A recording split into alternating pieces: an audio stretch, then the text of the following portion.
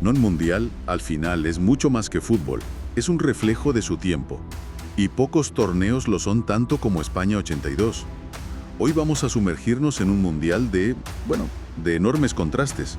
El debut de una leyenda, partidos que fueron batallas épicas, goleadas de récord y como telón de fondo, una guerra. Totalmente. Y esa es un poco la misión que tenemos hoy, ¿no? A partir de crónicas, de datos de la época, vamos a intentar desgranar las capas de este torneo. Porque no es solo recordar resultados, es entender por qué España 82 sigue en la memoria colectiva. Por el fútbol, sí, pero también por todo el drama humano y el contexto histórico que lo rodeó. Pues empecemos por ahí, por el contexto, que es ineludible. Argentina, la campeona del mundo, llega a España a defender el título mientras se está librando la guerra de las Malvinas. Y lo que me parece alucinante de las crónicas es la atmósfera en Buenos Aires antes del viaje. Hablan de un triunfalismo casi surrealista. La revista Gente con portadas de Estamos ganando. El torneo local rebautizado Soberanía argentina en las Islas Malvinas, sí. Y ahí está la clave, en el choque psicológico brutal que sufren los jugadores al aterrizar en España.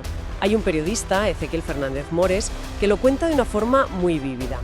Pasa de un Buenos Aires donde el discurso era de victoria a un Madrid donde los periódicos ya hablaban sin tapujos de derrota inminente. Ese golpe de realidad tuvo que ser un mazazo. Claro, es que imagínate, vives en una burbuja de propaganda, llegas a Europa y la realidad es otra. Y encima, con la dictadura intentando controlarlo todo. Hay un detalle que me dejó helado. Los jugadores recibieron un instructivo, un guión sobre qué decir a la prensa sobre la guerra. Exacto. Pero aquí se ve la fibra de algunos. Jorge Valdano le preguntó al seleccionador, a Menotti, qué hacer con ese papel. Y la respuesta de Menotti fue tajante. Ignóralo y responde según tu conciencia. Eso es increíble. En plena dictadura, un seleccionador diciéndole a su jugador que ignore una orden del régimen. Valentía e inconsciencia. Yo creo que nos dice que era un hombre de principios muy firmes, que intentó aislar al equipo de la política, pero era una batalla imposible. El caso más dramático es el de Osvaldo Ardiles. Él jugaba en Inglaterra, en el Tottenham, una estrella. Pues durante el Mundial, él no sabía que su primo, que era piloto, había muerto en combate. ¡Qué terrible! Se enteró después. Y la guerra, claro, le obligó a irse de Inglaterra. Fue una herida personal, profesional, muy profunda. Es que la conexión del país con el fútbol llegaba hasta el propio frente. Hay una anécdota que parece de película. Los soldados en Malvinas, en condiciones extremas, desesperados por seguir el debut contra Bélgica. Es una historia tremenda. Un soldado cuenta que recibió la orden de sostener una antena de radio en alto, bajo una mesa, mientras había bombardeos, solo para que los mandos escucharan el partido. Arriesgando la vida por el fútbol, literalmente. Y la historia se vuelve aún más surrealista. Días después, ya prisioneros en el buque británico Canberra, Argentina juega contra Hungría. Gana 4-1. Y los prisioneros argentinos se enteran y lo celebran con una euforia que sus captores ingleses pensaron que era un motín. No entendían nada. Una explosión de alegría en medio de la desolación. Un pequeño acto de resistencia.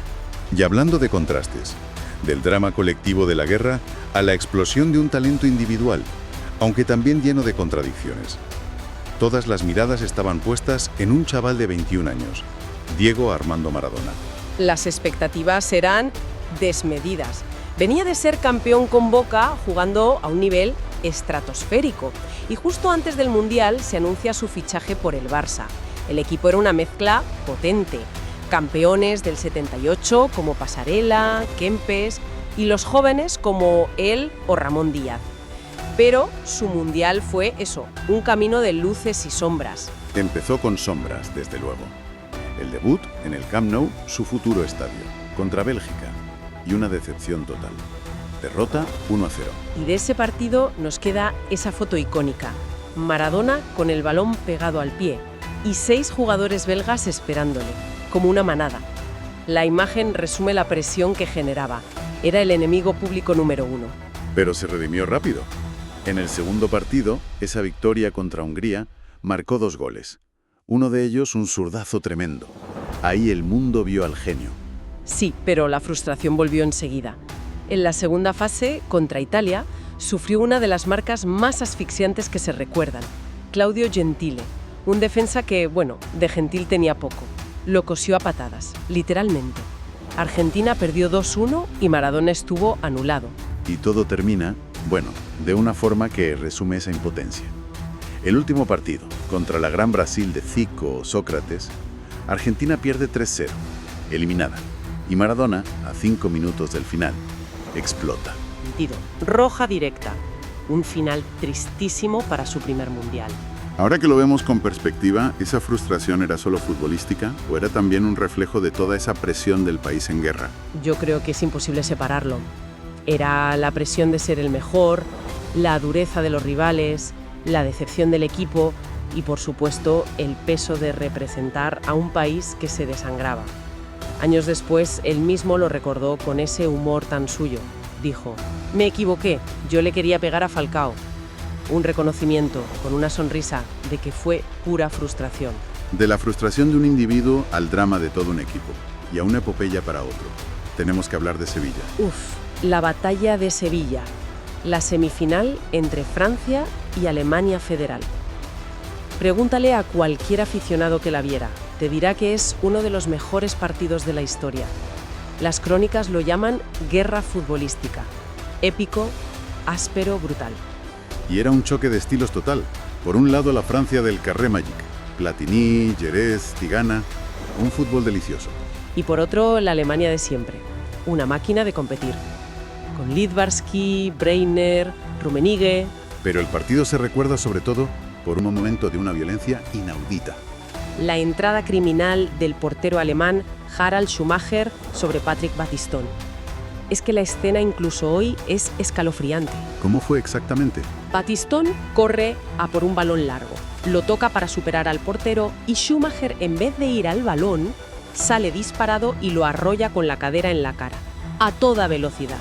El resultado fue conmoción cerebral, 3 vértebras rotas, varios dientes menos, quedó inconsciente. Platini dijo después que pensó que estaba muerto. Espera. Le rompe 3 vértebras, lo deja inconsciente. ¿Y qué pasó? ¿Que pitó el árbitro? Nada. Eso es lo más increíble. Ni siquiera fue amonestado. El árbitro, el holandés Charles Corber, no pitó ni falta. Decretó saque de puerta. Es alucinante. De las decisiones más infames de la historia, vamos. Desde luego. El partido siguió 1-1, se fue a la prórroga y ahí la historia se vuelve legendaria. Francia, todavía en shock, se pone 3-1. Goles de Tresor y Giresse. Parece sentenciado. El partido suyo. Francia está en la final. Que estaba lesionado. Y él solo cambia el partido. Marca el 3-2. Y minutos después, Klaus Fischer marca el empate con una chilena magistral. Uno de los goles del torneo. 3-3. ¡Qué locura de guión! Y el desenlace, claro, igual de dramático. Fue la primera vez en la historia que un mundial se decidía por penaltis. Y después de una tanda agónica, con Schumacher, el villano, parando 2, Alemania pasó a la final, Francia destrozada. Uno de los partidos más crueles que se recuerdan. Es que, más allá de estos grandes dramas, todo el torneo está salpicado de curiosidades, de hechos inéditos que lo hacen único. Totalmente. Para empezar, fue un mundial de expansión. Se amplió de 16 a 24 equipos. Y por primera vez hubo selecciones de los 5 continentes. También fue el primero en entregar los premios Balón de Oro, que ganó Paolo Rossi, y Botín de Oro, que también se llevó él. Y se batieron récords de edad por los dos extremos. Sí, Norman Whiteside, de Irlanda del Norte, el más joven en debutar en un mundial, 17 años. Un récord que sigue vigente. Y en el otro lado, el capitán italiano, Dino Zoff, el campeón más veterano. Levantó la copa con 40 años. Pero también hubo momentos que rozan el esperpento, como la mayor goleada de la historia de los mundiales. Hungría 10, El Salvador 1. Un resultado que tiene un contexto terrible detrás, claro. El Salvador estaba en plena guerra civil. La preparación fue un caos. Y por temas económicos solo viajaron 20 jugadores, no los 22 permitidos. Llegaron agotados. Fue la tormenta perfecta. Y si hablamos de momentos extraños, creo que nada supera lo del jeque en el Francia-Kuwait. Eso es, sin duda, uno de los momentos más bizarros de la historia del fútbol. Francia marca el 4-1, los jugadores de Kuwait protestan, dicen que oyeron un silbato de la grada, Y en medio de la confusión, el jeque, Faiz Al-Ahmad Al-Sabah, presidente de la Federación Kuwaití, baja de la tribuna al campo. Baja el césped a mitad del partido. Sí, se planta ahí, amenaza con retirar al equipo y discute con el árbitro. Y, para asombro de todo el mundo, consigue que el árbitro anule el gol, algo impensable. Francia acabó ganando 4-2, pero el escándalo fue mayúsculo. La FIFA expulsó al árbitro de por vida, claro. Y no podemos terminar sin hablar del icono visual del torneo, la mascota, Naranjito. Una naranja vestida de futbolista. Al principio recibió muchísimas críticas por el diseño, que si era simple, que si era feo. Pero con el tiempo se convirtió en un símbolo súper querido por toda una generación. Tuvo un éxito comercial brutal y hasta su propia serie de dibujos, Fútbol en Acción. Hoy es pura nostalgia de los 80 en España. Entonces, si tuviéramos que resumir este análisis, nos queda la imagen de un torneo definido por esa tensión constante entre deporte y política, con el drama de Malvinas. Nos queda el debut agridulce de Maradona, un adelanto de lo que sería su carrera, y nos quedan partidos que fueron mucho más que partidos, como la Batalla de Sevilla. Exacto. Fue un evento que encapsuló las complejidades del mundo en ese momento. Un torneo lleno de historia, de récords, de anécdotas insólitas y de dramas humanos que iban mucho más allá del resultado. Esto nos lleva a una reflexión final que plantean las propias fuentes. A menudo se dice que Argentina 78 fue el Mundial del Horror por la dictadura. España 82, como hemos visto, fue el Mundial de la Guerra. Y la victoria contra Inglaterra en México 86 con los goles de Maradona fue sentida en Argentina como una reivindicación.